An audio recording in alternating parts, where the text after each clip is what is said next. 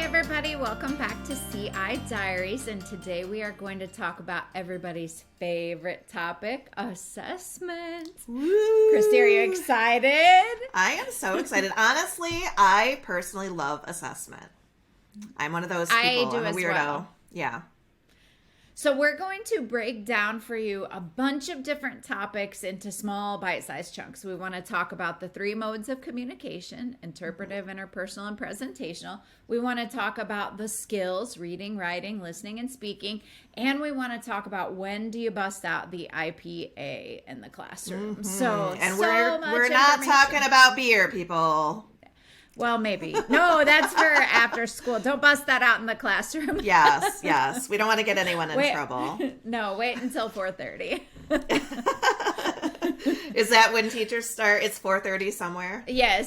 Yeah, it's 4:30 somewhere. Or maybe 3:30. I'm not sure. Okay. Depends on, what time your school gets out. So right. Should we just kind of define those three modes that we're going to be talking about? Assessing. Yes. So interpretive mode is actually being able to read or listen to content and understand, comprehend what it's saying. So you would do interpretive mode. I do a lot of formative assessments via interpretive mode where they're reading and responding or listening and responding to things. But you can do that as part of your final assessment as well. The presentational mode can be written or spoken, but the idea of presentational mode is that they have a little time to prepare. So maybe you're going to do a speaking topic like, okay, you have to talk about why people shouldn't use single-use plastics, but your students have known for a while that they were going to be speaking about that. So they've had time to learn and prepare. And then the interpersonal mode is impromptu. It is a time where students are speaking and they're interacting with each other or with you, and they have to just speak out of the knowledge that they have available. So we're not talking about like a memorized skit here. We're talking about off the cuff, using the language. And that is, I think a lot of teachers think that a skit is a way to incorporate interpersonal mode, but that is actually, if they've had time to prepare for this skit, that's a presentational mode presentation. Right. So to do true interpersonal communication, they have to be speaking off the cuff. And that can be scary for students, and it can be hard for us as teachers to think of ways to incorporate that in a realistic context in the classroom. Right. And I think also it's important to just note that you don't always have to assess all of those every single time, right? You can assess in the different modes at different times during a unit or during a semester. You don't have to always have every assessment have all of the things.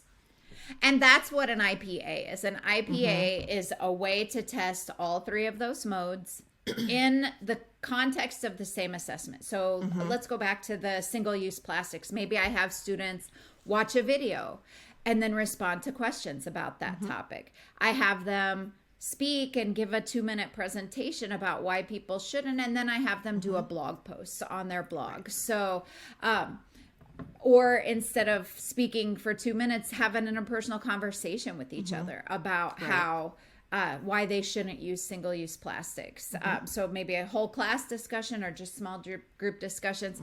But if you're doing a unit that's a week long on a clip chat, the gift, the present gift clip chat, you don't want to do an IPA at the end. They've only had 1 week with this content. Right. You don't need to have listening, reading, writing, speaking, and all three modes involved. So you just really wield the IPA when you have a unit that has been meaty enough that they have plenty of content to be able to talk about, but hold it back. It doesn't have to be every assessment is an IPA.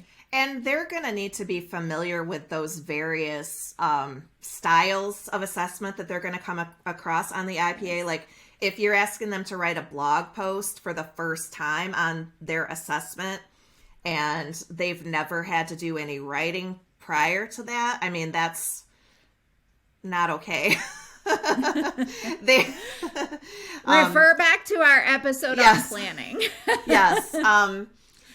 Theoretically, if they've been doing a ton of reading, they probably could pull off a writing assignment, but I I really think that even though practice isn't necessarily what leads to acquisition, if you're asking them to do something that's kind of specialized like that, if they're doing something persuasive or if they're writing an informational blog post, that shouldn't be the first time you're asking them to do that, because that's just mean. It is just mean. And I can remember, I'm not going to name the textbook that I was using, but it would have the students, the whole text doing vocabulary and grammar. And then at the end, it would say, write a letter to your grandma, inviting her come to your house for a picnic. But you can't ask students to evaluate and create if all you've had them do the whole unit was remember and memorize and, interpret things. So you really have to plan strategically to make sure that they're prepared for those final presentational or interpersonal skills. Right.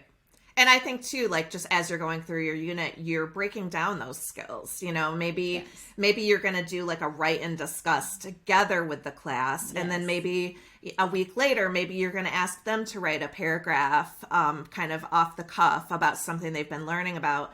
You're not, you're just going to like gradually do some stepping stones to that final assessment. You're not just going to be like, okay, we're going to practice writing a blog post today.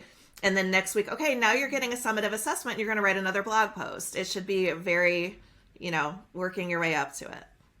Can I have you define write and discuss for any viewers that don't know? I would love to. So write and discuss is basically where you have... Let's say you've done a movie talk / clip chat, or you've just discussed some kind of like issue in the world, or you did a TPRS story, or it could be any type of lesson where you've been giving them input. And then for me, it would be usually the next day, I would ask the class to recall what it was that we had talked about kind of in their own words.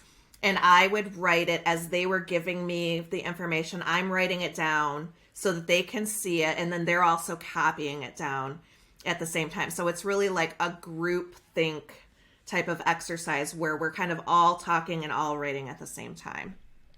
Would you add anything to that, Carrie, or is that? No, I think that is a really great, it's a good way to model paragraph writing. It's a good way to model story retelling with details. So I like using write and discuss.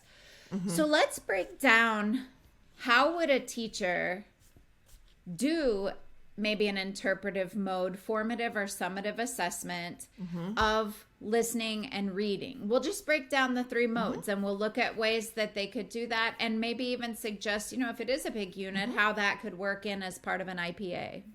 Right. So I guess, we might even need to break that down even further, like according to the level that you're teaching. But like in like a lower level class, my go-to for listening is having them look at pictures, and I will talk about something that's going on in one of the pictures, and they're identifying which picture that I'm talking about. So that, to me, that's like the baseline, like easiest way to assess listening. They're hearing me, they're identifying what I'm talking about. Absolutely. Listening can also be things like in the upper levels, a Duolingo podcast. You've created a set of comprehension questions. You're scaffolding students. You may even decide some of the students may not be able to, they may not be auditory learners. They may not be able to listen and just comprehend from the listening. So pull up the transcript and allow them to read along as they listen. It is the interpretive mode. So they can build that skill simultaneously as they listen and as they see the words that can really help them associate those words to one another. So there are a lot of ways to build in, and in level 1 and 2, I lean almost exclusively on interpretive mode for my assessments. If we've done a reader where I know they have, a whole reader full of a story in their head, then I might lean toward a speaking or a writing. But in a unit that's a week long, I just don't feel like they've had quite enough time immersed in that content to be able to produce very well. They need to hear it more. I would say in level 1 and 2, I like to... Well, in level 2, I would say I like to start having them do more writing and speaking. But if I if I assess it summatively at all, like let's say I'm giving them a 50-point test, I mean, I might give those like 5 points each and grade very generously, you know? So I do like to get them used to being assessed in those ways, but really, really low stakes in those lower levels because they really are just babies at that point. They are. They are. When we think about the national average on standardized testing of world language students, after 4 years, the majority of students that are in level 4, finishing level 4 classes are falling on the border of intermediate, low, and mid, which means that they still are barely comprehensible to a native speaker who isn't used to working with language students. So if we're taking our level 1s and we're counting off because they're barely comprehensible to a native speaker who's not used to working with language students, then we're really holding them to too high of a standard. They really are still little cavemen. They can only grunt and give a few words or a sentence, Yeah, I mean, you have to look at the actual proficiency guidelines and be really realistic about your expectations. I mean, if you think students after 4 years are going to be advanced, you need to like recalibrate your thinking because that is just not, I mean, for a lot of students, novice high after 4 years would be an accomplishment. I mean, not every kid is even going to make it into the intermediate. And, honestly, I'm okay with that. I want to keep those kids in the program, even if they're not, progressing by leaps and bounds, even if they're really, really slow moving up that scale. I want them to be there because I want them to keep at least moving up the scale and instead of dropping my class and taking yoga. Absolutely. Nothing against yoga. No. And if you think about advanced language, our language teacher, get on any kind of a Spanish teacher page on Facebook, on Twitter. There's a lot of people who are trying to get licensure who have trouble hitting that advanced low on the OPI. Right. And all advanced low is comfortably able to use present, past, and future tense in the right places, and can talk about a large variety of topics with that. And our students are not there. They can only talk about what they have been taught to talk about. Right. Yeah. So just getting your mind around what's realistic, I think, is like the biggest first step that you can take when you're thinking about assessment. So lean hard on those interpretive listening and reading activities all the way through, but particularly in those lower level classes. And those can be formative, and they can also be part of your summative assessment. If you want to, if you've been talking about a little clip chat and you want to have them do a reading that's related to it using the same vocabulary, that's a great way to do a summative assessment to see if they are able to transfer what they know to this new context that you've created. Yeah, and if they're not quite ready, like if you give them an assessment and you realize, wow, I kind of messed that up, like that was a little over their head. Think about just your delivery of the assessment. So let's say you're having them listen to an advertisement or a snippet of a podcast or something. You could give them an open-ended question like, list 4 things that the podcaster recommends about whatever. Or you could say, here is a list of 6 things. Which 4 of these did you hear the podcaster recommend? So there are ways to kind of level up or level down your assessment based on the level where your students are. And then in national board certification, they want you to look at those results and then determine where your next step goes. So if the assessment looks like people didn't really understand the topic, maybe the next step is to think, wow, we need to revisit this topic because they're not ready yet for the summative. Yep. Our next step is presentational, and presentational is where teachers shine. We are so good at coming up with different types of presentations for our students to do because it lets them write and it lets them speak. And so finding a way, though, to plan instructions so that they're not Google translating. we want them to come into class and do this presentation with the language that they have. Circumlocution is the number one skill that's going to help them move through that intermediate. Right. And what I always tell teachers is that if you're correcting every single mistake that students make, they're going to be afraid to be creative, and being creative is how they actually grow. They start to circumlocute, and they may not be able to say a duck because they don't know the word for duck, but they know the word for bird. And so they might say the bird that swims in the water. And that's how they try to get at duck for you. That is intermediate level language where they're creating and trying to solve a problem with the language that they have. Yeah, totally. And that's to be celebrated. You know, don't focus on that they didn't know duck. Focus on the fact that they were able to communicate. Yes. I love seeing the creative ways that they get around things that they don't know. It warms my heart. Sure. And in intermediate level, they start to take English expressions and literally translate them with words that they know, like I'll write you back and use the word espalda for back.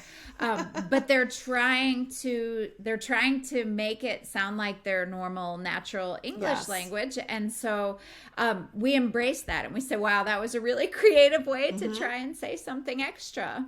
Right. And I think it's just important as a teacher, when you come up with this presentational assessment that you want your students to do, you really need to stop and think about, like, what vocabulary will they need to be able to do this assessment? And is this vocabulary going to be taught to them during the course of this unit? Do they have the linguistic structures that they're going to need to, like, pull some things together? You know, are you going to have them make a list, or are you going to have them describe a process? Are you going to have them persuade somebody to do something? And do they have the linguistic ability to carry that task out? So sometimes things can sound really good on paper, and then in practice, you're like, whoa, I did not prepare them for this, and I don't even think my best students are linguistically capable of doing this. So it's like, well, I'm back to the drawing board on that one. And on that presentational assessment, you may choose to have different levels. One of the things I like to do is give students a choice board. So let's say right now in my Spanish 2 class, we just finished your book, Mata la Piñata. On Friday next week, they have their assessment. So I gave them 5 different choices of how they could address the final assessment of the writing. If they want the A+, like the 25 or 26 out of 25, they have to choose a character and say why that's their favorite character. So they're using evidence from the text to support it, but they have to really create from scratch on that one. If they want to just shoot for the A, which could be like a 24 or a 25 if it's outstanding, I want them to retell in like paragraphs all the stuff they remember from the text. Like, retell me the story as much as you can get done in our time limit. If they want to shoot for a B, I want them to try and put it in paragraph form, but use about 12 sentences to describe a scene that they really liked in the book. And if they want to shoot for a low B, then they can just give me 10 sentences bulleted. These are 10 things that happened. And if they want to go for the C, then they can just do as many as they can get out. And so having a tiered kind of approach lets them choose what they're most comfortable with so that they feel like they have some ownership over their tests. Yes, definitely. Yeah. And another thing that I really like to do, especially with low levels, but upper levels like this too, is just give them some illustrations that they can look at to kind of help them organize their thoughts. I think some kids just really get nervous during those presentational assessments, and just having something to look at, I think, is really comforting to them. I agree 100%. It just draws their mind back to the parts of the story they might have kind of forgotten happened. Yeah. And then our final mode is that interpersonal mode. And that's where it's hardest for us to come up with a context where students can have a natural interpersonal conversation. Do you have ideas, Kristy? Well, I agree. I think this is the toughest mode. And I think it's the mode that is trickiest to do like those formative assessments with. I like to just, as we go throughout the unit, I like to have my students practice I hate the word practice, first of all. I know. So forget I said practice. I like experience. Have them experience. Yes. Yes. So if we're doing like a class discussion, I do like to have my students do like a little turn and talk, like talk to their elbow partner. And then I'll let a student volunteer, or I'll pick on a student to tell me what they discussed with their partner. So I think that's kind of like a low stakes way to get going on those interpersonal tasks. I also really think this is a great way to use technology. So using a tool like Flip, and having them do some just interacting with each other, even over the course of time, have them go back and forth and answer questions with each other. We have I think that was the great thing about the pandemic, is we have all this new technology now that helps us to interact with people that we could be utilizing with our students. And I like to just kind of walk around and listen to them when I've given them something to discuss with their partner and they're all talking. I know also another activity that you created that I have really enjoyed using is the Yellow Brick Road activity, where they're looking at images, they're talking to each other, they're rotating, they're kind of going down this road where they're looking at different images at each stop. And that allows me to really just kind of listen to lots of different kids at lots of different points. And it really gives me some good feedback on how they're doing. Yes, I agree. That's a great way to hear how they, hear kind of a formative, how are you doing with this story? One of the things I've been doing lately is whenever I give a spoken presentational assessment, I've been having them sit. I took you called one of the reading things that you do, you called speed dating reading. So I kind of incorporated that into this assessment. I sit them in tables of 4 to 5. Let's say they've just made a chocolate bar wrapper for their sustainable chocolate company.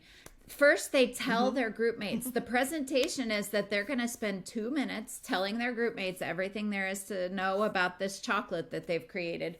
But then the group mates have another timer where they ask follow-up questions to the person who made the chocolate. The kind of cool thing is that if the person who made the chocolate is kind of running out of stuff to say in the 2 minutes, a lot of groups will start asking those questions early to help refocus the speaker and help them find more things to say so that they can endure for the whole 2 minutes of their timer. And then they continue to follow up with their questions. So I really like that because I can go around and I can hear them all interacting with each other. And it makes them, if they have to come up with a question about the person's presentation, they have to be focused on listening to know something the person didn't already tell them. And I also just want to say that your discussion Thursday activity is a great way to get some interpersonal practice in, because the whole class is kind of supporting each other to keep this discussion going. And they've got a list of like different types of questions or comments that they can make. And I'm there in the circle as well, kind of helping them to, if they get stuck, I might throw out another question to kind of keep the discussion going. And they really like that because it's fairly low stakes, but they get to hear the types of questions that other kids come up with, and they get a chance to kind of have some thinking time to come up with their own question or statement that they'd like to contribute. We are getting ready to do Discussion Thursday on Monday, which makes it Discussion Monday, I guess. But I'm excited because I'm doing it. We're reading in all 3 levels that I teach. I teach 2, 3, and 4 right now. And so Spanish 4, I mean, they've done enough Discussion Thursdays. They know you earn points for giving a fact. You earn points but you earn more points for asking a question, answering a question, or agreeing with another classmate's answer. And so Spanish 4 is great at that. And Spanish 3 is pretty good. But Spanish 2, they're so much fun because they're just developing their questioning skills. So sometimes I'm still processing what the question was that the student asked. And 5 kids already have their hands up to answer because in their little interlanguage, they're able to understand each other. So I'm so excited to get to see Spanish 2 do their premiere of Discussion Thursday, Monday.